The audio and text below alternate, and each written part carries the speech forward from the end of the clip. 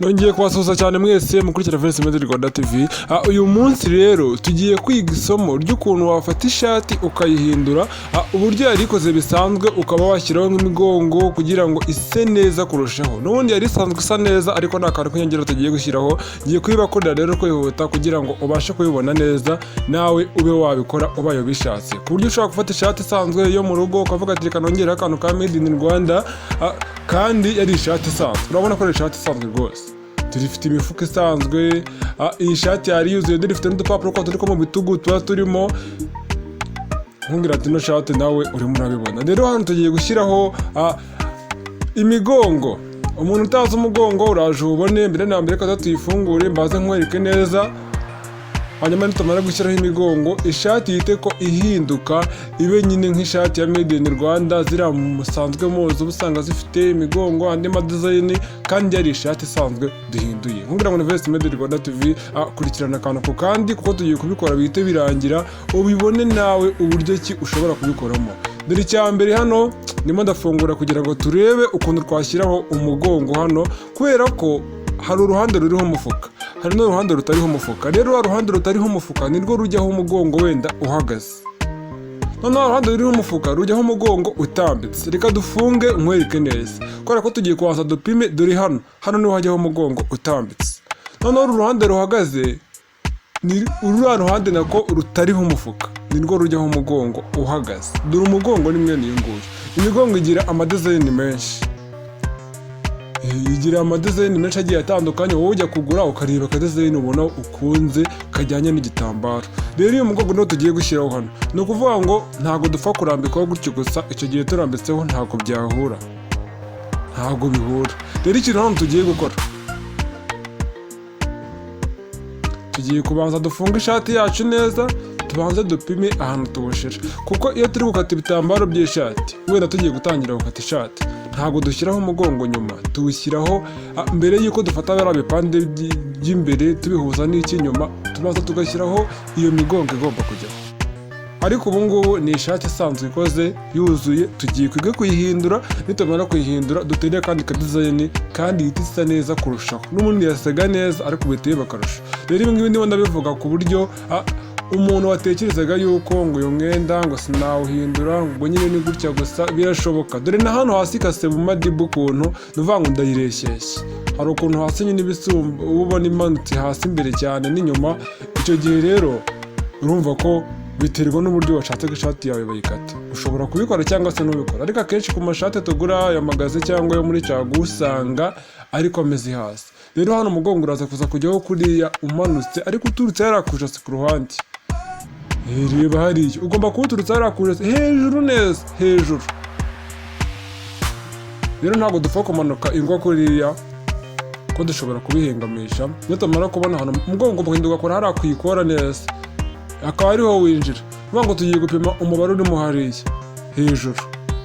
Nitumara gupima uriya mubare uri hejuru aho ariwo tumanuka tugenderaho duturutse hariya hari reba hari ibipesu biteye, ni ukuvuga ngo turaturuka hariya ku ruhande neza hariya tuvuye ngo wenda harimo kabiri, kariya kabiri tugiye ukamanuka kugera hasi. None impamvu ibi ngibi tugiye kubikora ni ukugira ngo tubone uko duteraho.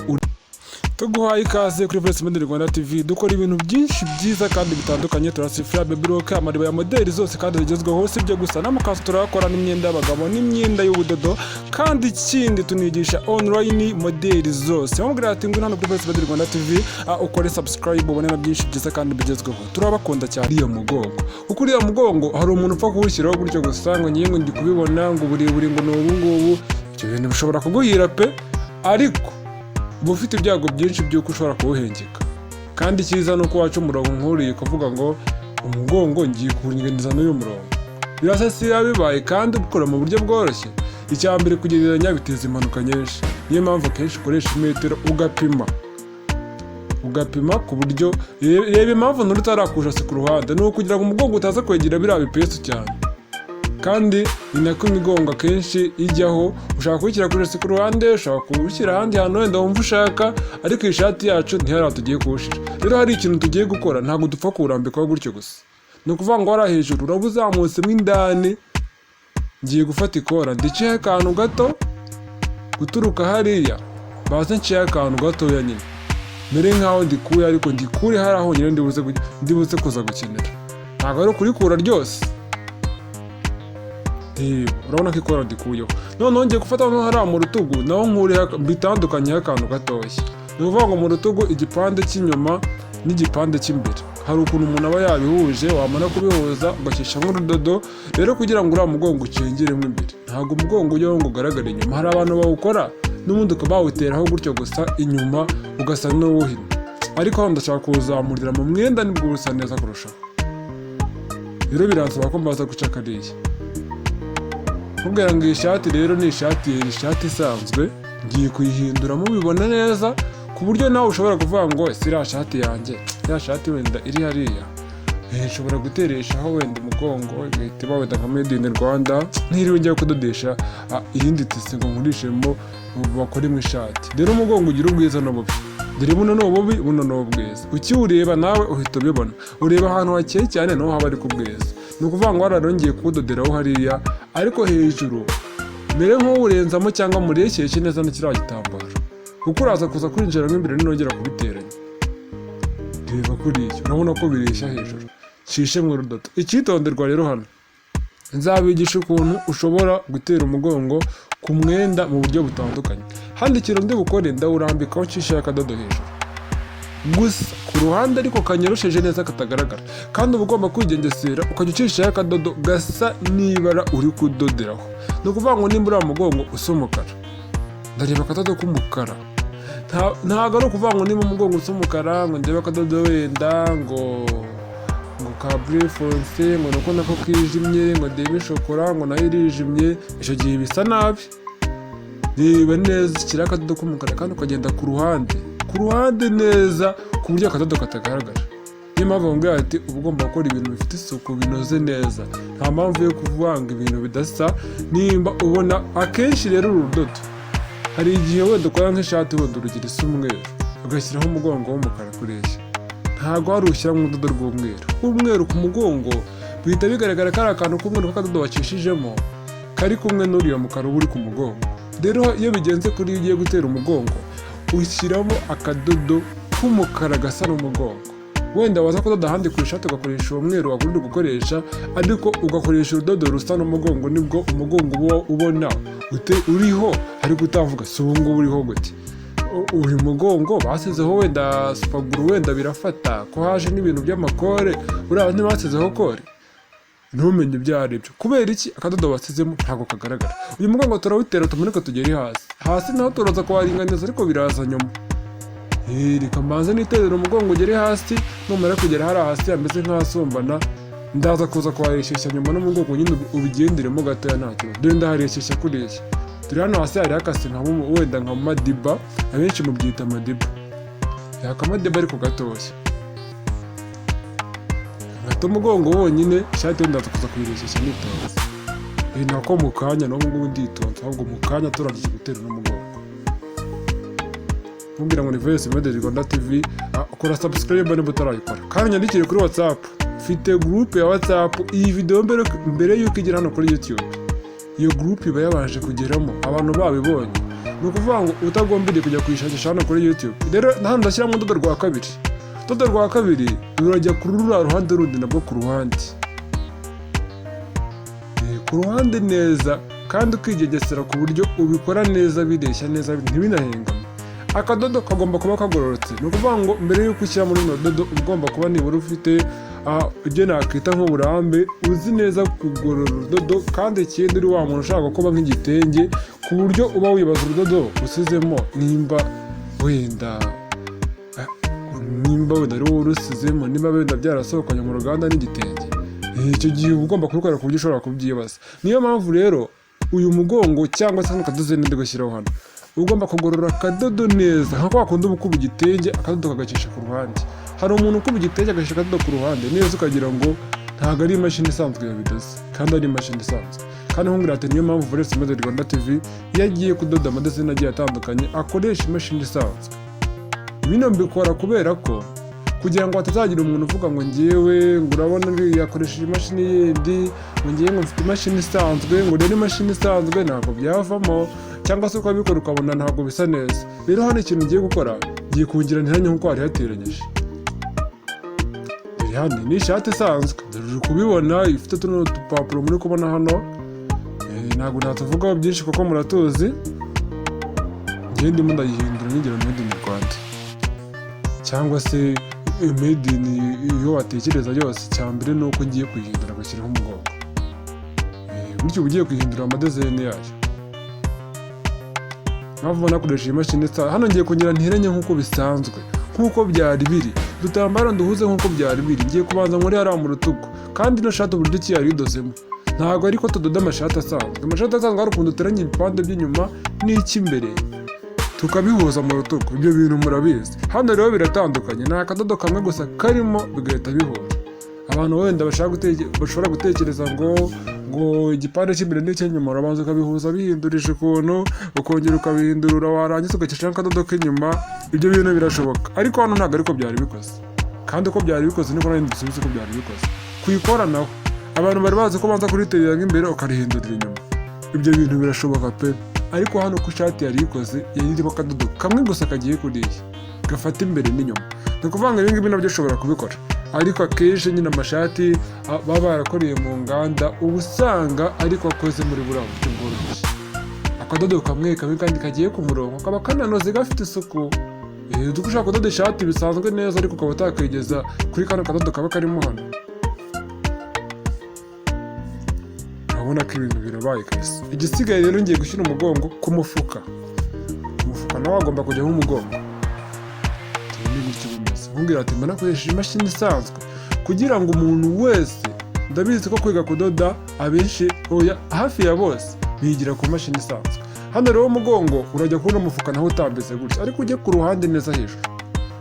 Kabaze nceho umufuka gatoya kugira ngo mbone uko mushyira, kuko ntabwo upfa kuwurambikaho kuriya.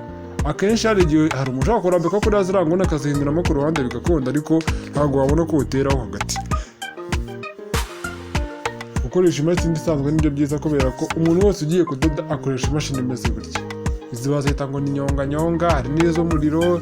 Imashini zigira amoko menshi. Hano ni ukugira ngo buri muntu wese ufite igitekerezo cyo kwiga kudoda cyangwa se udoda atazakora umwenda wenda nakoresheje iyindi mashini, yawukora akabona nyine wenda ntuyorosheje neza, buriya akahita avuga ngo buriya nuko ari imashini. Urabona hano mba nanze urwitwazo rwose, mba navuze ati ndakoresha isanzwe kugira ngo utazagira ngo wenda ngo niyo mpamvu, ubone ko byose bishoboka. Rero hano ngiye gufata kano gafuka konyine aba ariko nteraho umugongo.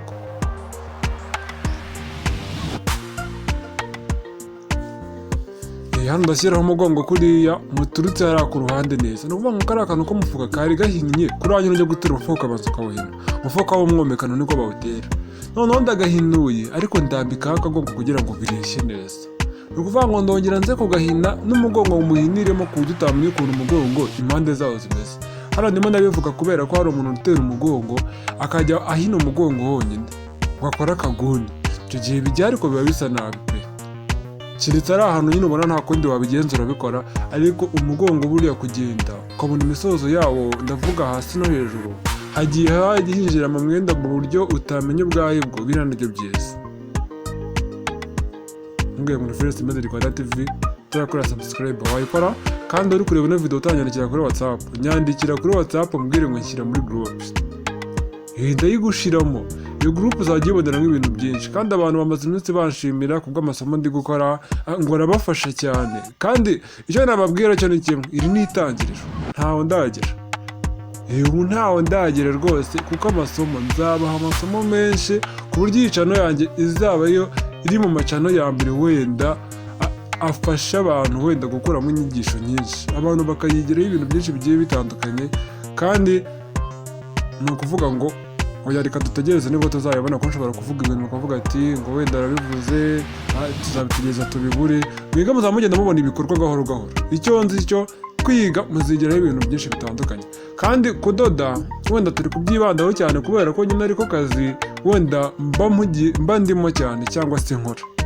Niko kazi nkora, ariko ntibikuyeho ko n'ubundi mwuga uwo ari wo wose umuntu ashobora kuwiga bigakunda.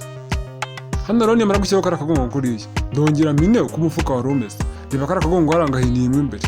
kuriya n'ubundi urabona ko nongeye nkabihina nk'uko byari bimeze. Ntiwamenya ngo uteyeho gute. Abenshi mwari muzi ko umugongo ugiye kuwutera hano ukora agafuka gatoboriye nk'imbere.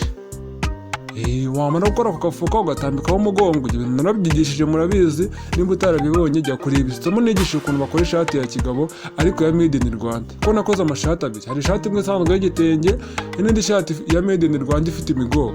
Ibyo by'umugongo wo ku mufuka narabikoze. Rero nimba usanze umufuka wawe udatoboye, nk'uyu mufuka ntabwo utoboye, kandi kuwutobora byasaba ibindi bitambaro, kandi kuko ishati yuzuye ntabwo twabibona. Rero kubera ko tutabibona turabirekeraho n'ubundi ko byari bimeze, dushyireho umugongo gusa. Nitugera hariya tuhahiniremo nk'ibisanzwe, tureshyeshye umugongo tuhahiniremo.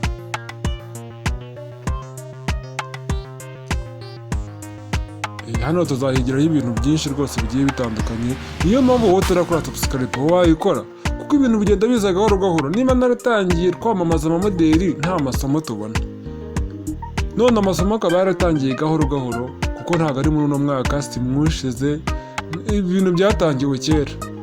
Rero tukaba tugeze kuri runo rwego kano kanya, ni ukuvuga ngo nyuma y'imyaka wenda 3 cyangwa 5 tuzaba tugeze ku rundi rwego.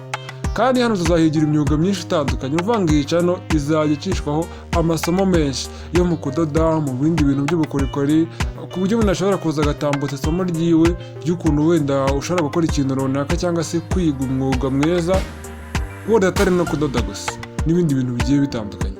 Niyo mpamvu nkubwira ngo iyi channel yanjye kora subscribe, kuko bizakugirira umumaro cyane. Uzahigira ibintu byinshi bigiye bitandukanye. Urabona ko umugongo wacu ugiyeho neza rwose, dore hano bimeze neza.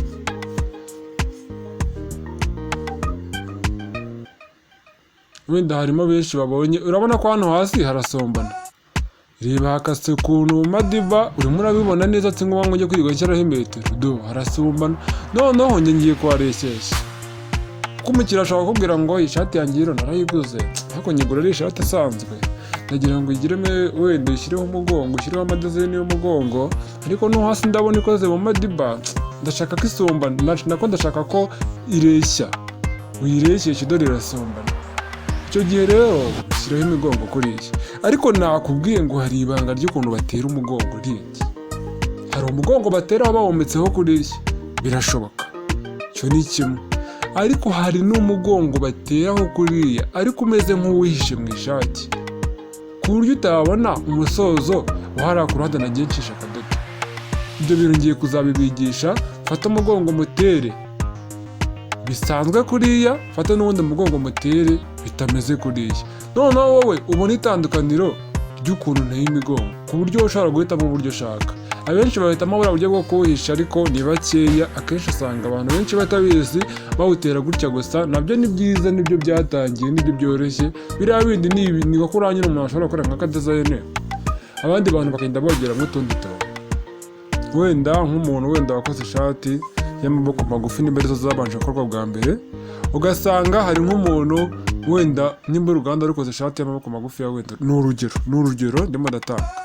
Hano rero banza urebe hano mbere yo kubahereza urwo rugero. Ni ukuvuga ngo hano hasi ubu burebure urareshyeshya, ariko hari ibanga riba mu myenda ikoze mu madiba, cyane cyane y'amashati ushobora kugura asanzwe.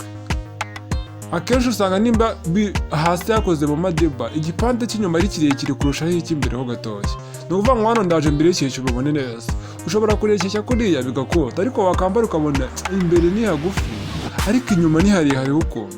Rero hano ngiye kuhareshyeshya kuriya. Kamaze bwa mbere mbanze mfata imetero nturutse hariya ku ruhande ngeze ku rundi ruhande hirya. Hariya hirya kuriya uri kubibona. None mbanze kishakagwa mvuge ko ariko ndibuze kureshyeshya, ariko igipande cy'imbere n'icy'inyuma ntabwo biba bireshya neza akenshi. Ariko ubonye wenda bigucanseho wanabireshyeshya nta kibazo, ariko akenshi hari igihe igipande cy'inyuma kiba ari kirekire kurenzaho ku cy'imbere, ubona kikarushaho nka santimetero imwe hujya nako nka rimwe, kuko twebwe dukoresha imibare minini.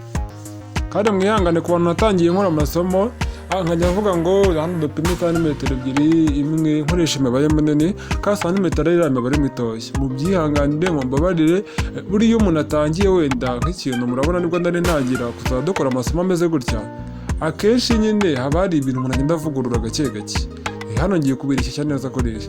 Wenda nimba utangiye wenda uvuga ikintu mu buryo runaka, urabona natangiye nkora amavideo nta n'akabiti karimo, cyangwa se gusobanura sinsobanure cyane wenda nyine ngo mvuge ibintu cyane nkajya mvuga nihuta, ariko uko igihe kigenda gishira niko umuntu agenda yongeramo utundi tuntu dufasha abantu, utuntu yari yaribagiye gushiramo.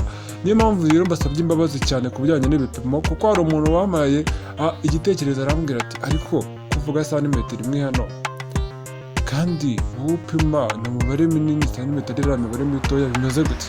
Ako kantu mpita ngatekereza, kandi nari nsanzwe nkaza ariko ntabwo ari nigeze ngatekereza. Rero niyo mpamvu mubwiye ati ukurikije iby'amashusho aguhashye ukabona ndapimye bigenze neza, nawe wabikora. Urabona ko hariya shati ndayireshyesheje, ariko cya gipande cy'inyuma gisa n'igisumbanaho. Icyo nitayeho ni ukureshyeshya gusa bikamanuka neza ku murongo, ariko igipande cy'inyuma hari ukuntu kiba gisumbyeho icy'imbere ho gatoya. Reba hari ku gipande cy'inyuma kariya ni akantu gato, ku buryo aho kugira ngo unabyice ushaka abantu bireshyeshya neza, ukabireshyeshya n'ubundi birahura bivamo, aho kugira ngo wenda ube wabisumbanya ubusumbanye nabi ubona biri guteza ikibazo. Bireshyeshya nabwo nta kibazo birakunda. Nizere ko kandi mwambabariye. Buriya biba byiza iyo umuntu wenda havutse nk'ikibazo akaba yavuga ikibazo ahantu kiri, nimba ari ikosa yakoze akarisabira n'imbabazi, kandi usabye imbabazi ngo arazihabwa. Rero nizere ko rwose mwihangane.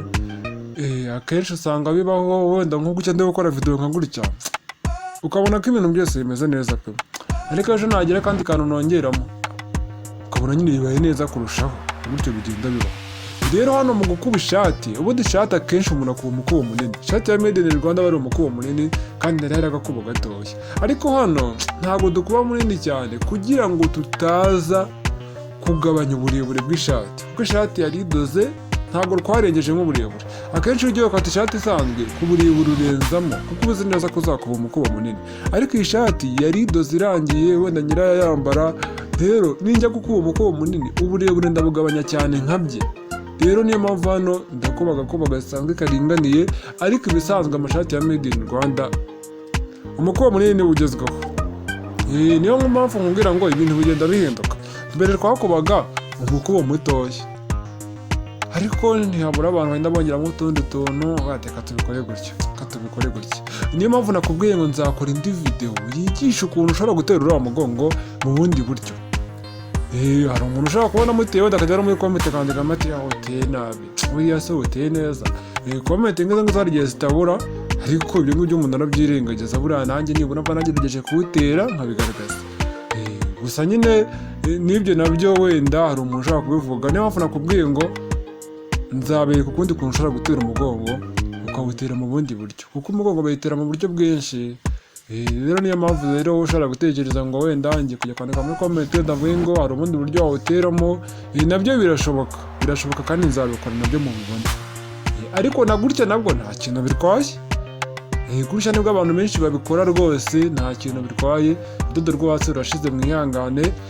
Mbwira abantu batangiye kwiga isomo ryo kwiga kudoda bisanzwe, kwiga kudoda tugatangira kuri season ya mbere episode ya mbere, hari utuntu tutize. Niyo mpamvu mba nkubwira ngo buri uko umuntu agenda atekereza kuvuga ngo kano kantu ntitwakize neza, kariya ntitwakize neza, njye hari igihe mbibona nyuma nkajya gukora wenda amavugurura, nkareba kwa tuntu wenda tutabonye neza tukadusubiramo. Ni ukuvuga ngo twize ukuntu bapidara imashini, kwiga ukuntu bashyiramo urudodo, kwiga ukuntu batangira kunyonga bagura urudodo. Ziriya mashini za nyonganyonga nizo dukoresha, ntabwo dukoresha imashini zo mu ngo turakandagira ku muriro kuri dinamo, kuko abantu bose ntabwo baba bafite amadinamo bashyira ku mamashini yabo, ntabwo bose baba bafite ubushobozi wenda bungana. Hari n'umuntu ushobora kuba afite ubushobozi ariko nta niyo akeneye. Nabyo birashoboka, ko si bivuze ko buri muntu wese udafite dinamo ku mashini ariko yayibuze, ko nta nubwo ziba zihenda. Rero niyo mpamvu ibyo bintu rwose twagiye tubyiga ko ushaka kunyonga imashini. Hano tumaze gukuba, uraje ubibone neza kuko bisa nkaho birangiye, kaze baze mfunge neza ubibone neza. Rero niyo mpamvu kubw'izo mpamvu bagira ngo mbabwire yuko ntago twize ukuntu bazinga urudodo mu gihe twagushiranye hasi muri kanete cyangwa se muri ya buwate. Abantu babyita amazina atandukanye, abango ni kanete, buwate, wenda n'ayandi mazina. Wenda ayo ngaho niyo akunda gukoreshwa cyane, ariko bariho dukoresha ngo mwihori, kari akantu ko hasi wenda gafata urudodo rwo hasi, kwiza ukuntu baruzamura ariko ntitwiza ukuntu baruzinga. Rero nzakora kandi gasomo ko kwiga ukuntu baruzinga ariko ukuntu barushiramo twarabyize. Ndumva twarabyize, nzasubira muri video neza ndebe video nabakoreye, ninsanga hari ikintu twatarutse nzongera gikore ngisohore, ariko ntabwo wenda nzavuga ngo ni season wenda ya 9 ngo wenda ngo ndi season oya, n'ubundi nzongera nsubiremo mvuga ati season ya mbere twayirangije wenda kuri season ya mbere niba twabikozemo twayirangije kuri wenda kuri episode wenda nimba ari ya kabiri, niko mbitekereza. Vuga ati episode ya kabiri ntabwo ari finale ba episode ya gatatu, kubera ko kantu tutize nako tugashiremo, noneho nsohore video nanditse ko ari season ya kabiri episode ya gatatu, kugira ngo wowe uzareba ama episode ku murongo uzabibone neza, uzirinde gutaruka. Niyo mpamvu rero nzabikora gutyo. Kwiga kuzinga tugomba kubyiga. Hari abantu benshi bazingisha intoki kubera kuzinga barabitinya, kandi kuzinga ni ibintu biba byoroshye rwose ushobora gukora bigahita birangira. Ishati yacu dore irarangiye, so bibona dore reba bimeze neza, reba ukuntu yari imeze nuko imeze kano kanya. Hano hantu harimo itandukaniro rikomeye cyane, kubera ko uko yari imeze imbere nta mugongo uriho, urabona ko uko isi imera biratandukanye, kandi urabona ko rwose ni made in Rwanda. Uyirebye made in Rwanda wagira ngo nagatitse umuntu yaguze agura n'imigongo yo kugashiraho, ibintu byose bigenda neza ku murongo. Turi kubibona, ariko icyo wenda nakubwira cyo ni kimwe nuko ishati yacu imeze neza. N'ubundi yari imeze neza ariko nta kantu k'inyongera kagiyeho, urabona ko imigongo yagiyeho neza, umwe uhagaze uwundi utambitse kuriya. Nawe ushobora gufata ishati yawe ukaba wayihindura bitewe n'icyo ushaka. Wenda nyine hari ukuntu uruganda ruba rwarayikoze ruvuga ati amadazeni yawe nawe ayangaha tuyihaye, ariko ntibikuyeho yuko ushatse gushyira akandi kantu wagashiraho. Ntabwo aba ari itegeko yuko bababwira ngo ntiwemerewe kuyihindura, ni uburenganzira bwawe, ariko nyine rigengesera kenshi urabanza ukareba nimba ibintu ugiye gukora wenda biciye mu mucyo byemewe. Ariko hano nkweretse ukuntu ushobora guhindura ishati.